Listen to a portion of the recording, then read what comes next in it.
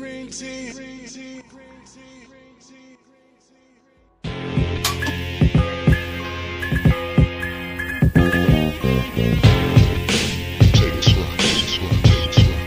dog, get it right.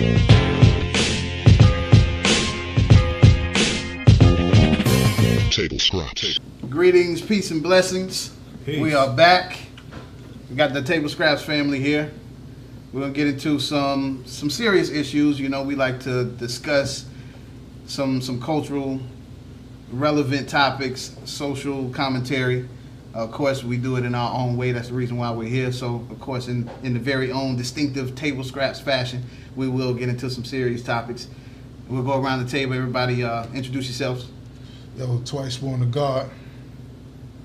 Khalid Salam. J Love. Polo. What's going on, Polo? GB is taking care of some family business. Indeed. However, he's always here in spirit. Kareem, chef. Chopping it up. Chef Kareem in the building. We appreciate you. Anytime, bro. So, we just fellas, we just had a conversation. We were just talking, off camera. So, with everything that's going on, everything that's been happening recently, we know that, it's people all around the world, or should be people all around the world, especially people of color, having these types of conversations, getting with their brothers, getting with their family. I call it the Mastermind Group.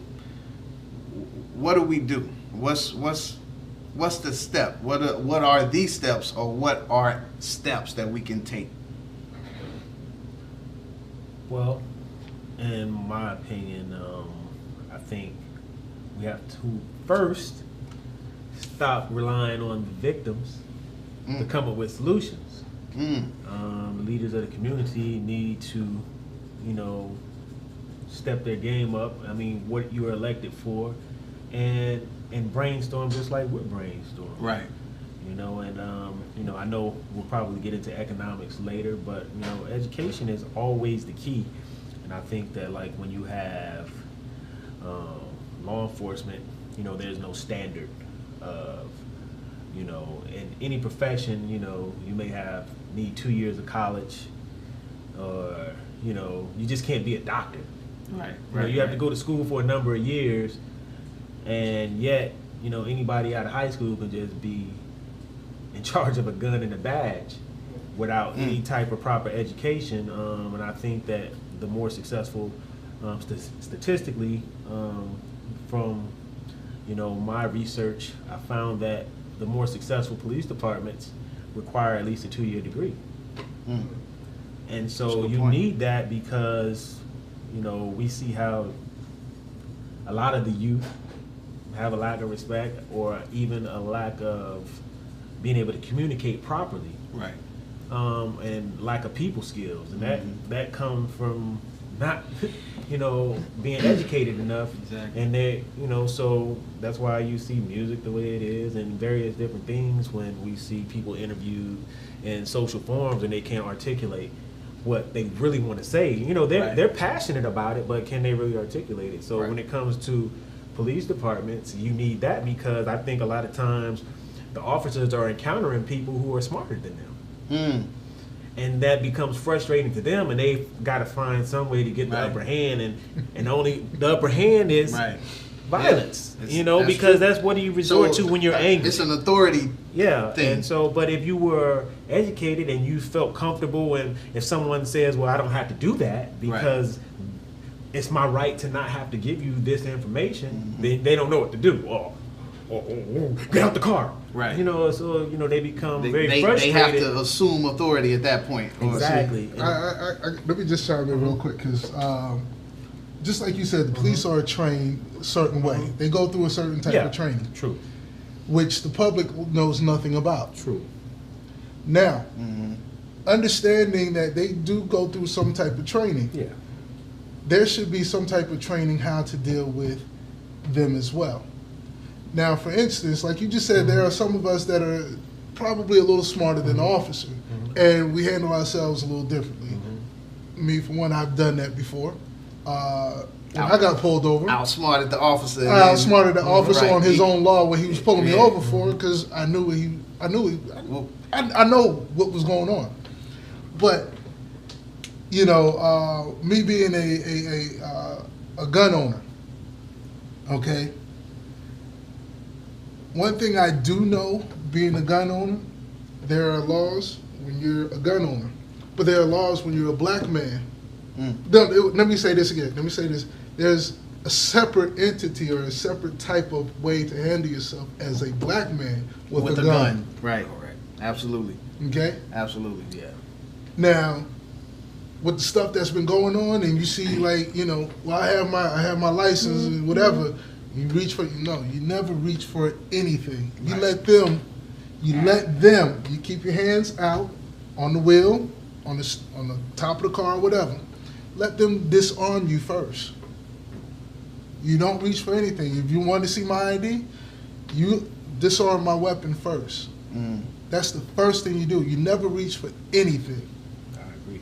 Yeah. You never reach for anything. No sudden movements. Right. So it has to be certain things that we need to be able to teach our own people how to deal with officers. I'm sure people, for the most part, they have assumed at this point, okay, I'm not reaching for nothing, whether they know that They or don't, not. but see, they don't. They don't. But there's a whole training regimen that this police officer has gone through when it comes to he don't know it either. When it comes to de-escalating situations. It doesn't. Most police officers get in the heat of the moment. Now, right. I mean, we are all human, and so right. Now, they're getting fed the same media bullshit that everybody else is getting fed, where the black man is a threat. Right. But we already know that 70% of all cop killings are from white men. Yes, true. Okay? Correct. But they tell them when they go into that black neighborhood, you got to do what you got to do to come out alive. Right. That's what they tell them. Exactly. So they already going in there scared. Who's the actual threat, though? Right. If you're going to look at it statistic-wise. We know what it is, factual.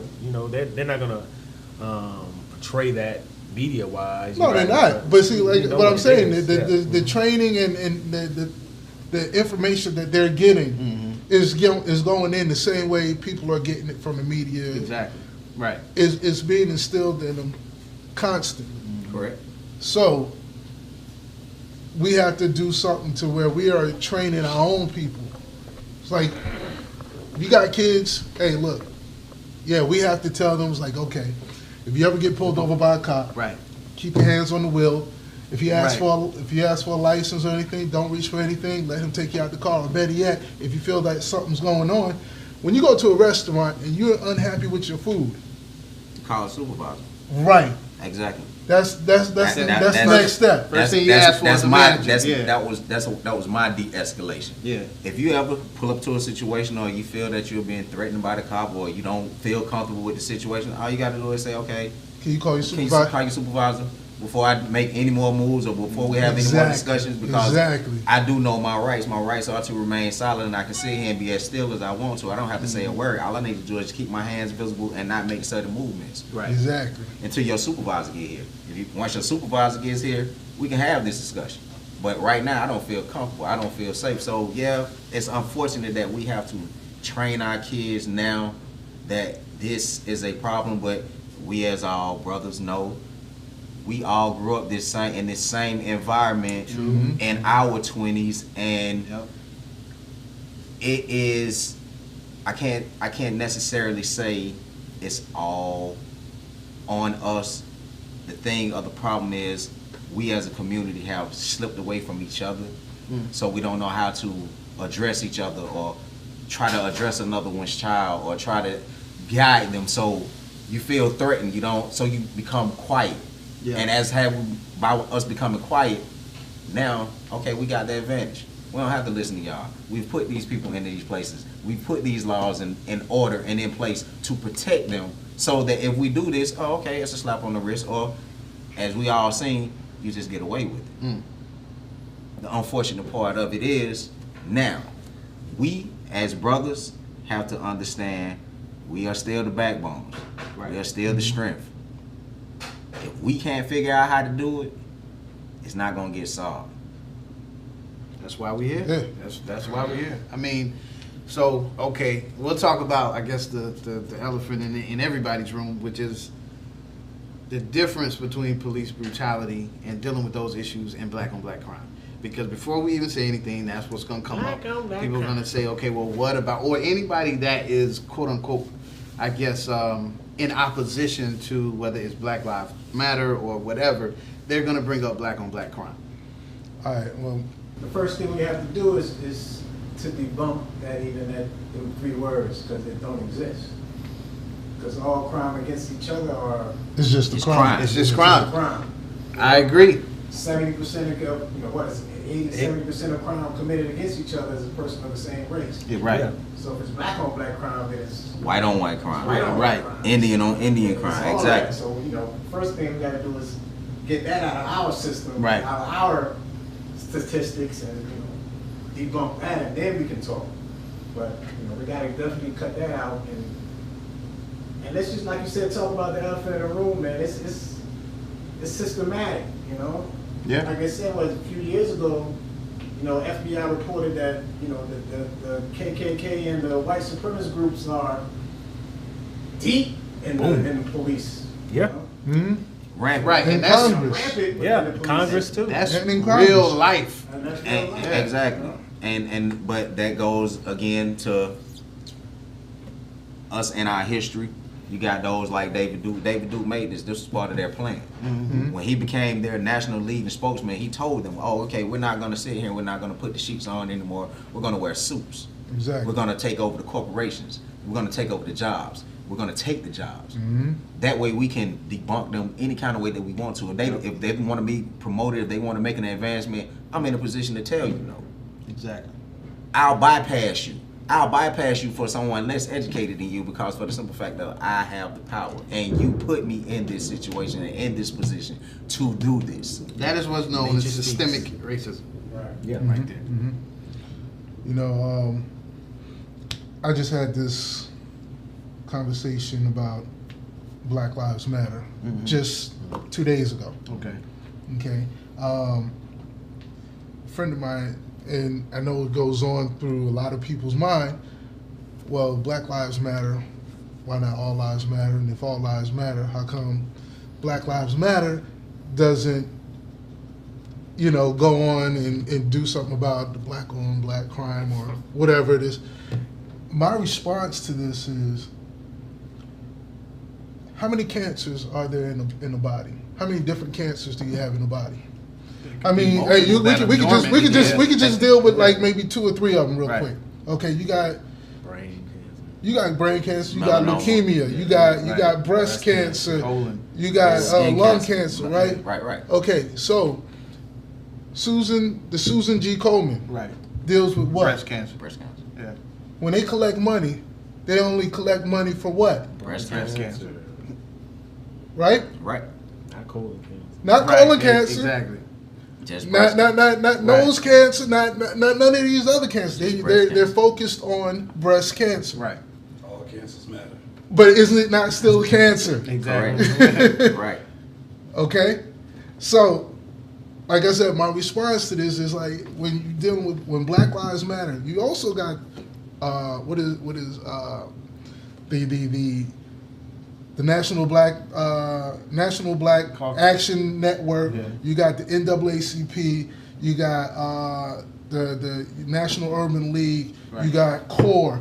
You got all these. New Black Panther Party. Black You got- Panther Party. yeah. Right. Right. So you got different organizations that deal with different things. Just because Black Lives Matter is in the public eye right now, Right.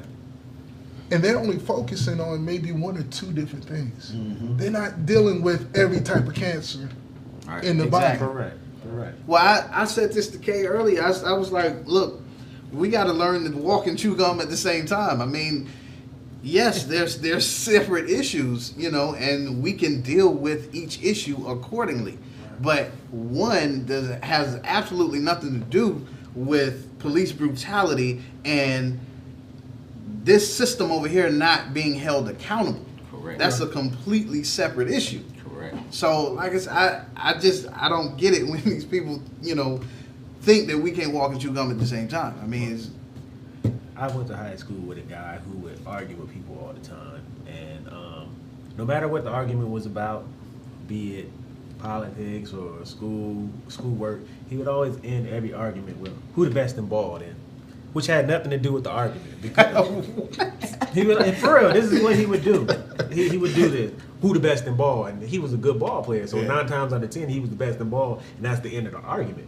Or I'm the best in ball, so I win the argument. So but that's what they're doing. You know, when you bring in all these other entities, when someone says Black Lives Matter, you asking, well, who the best in ball? Like, who cares? Right. That doesn't. We're not talking about basketball. Well, those are tactics to change the narrative. And that's all that is.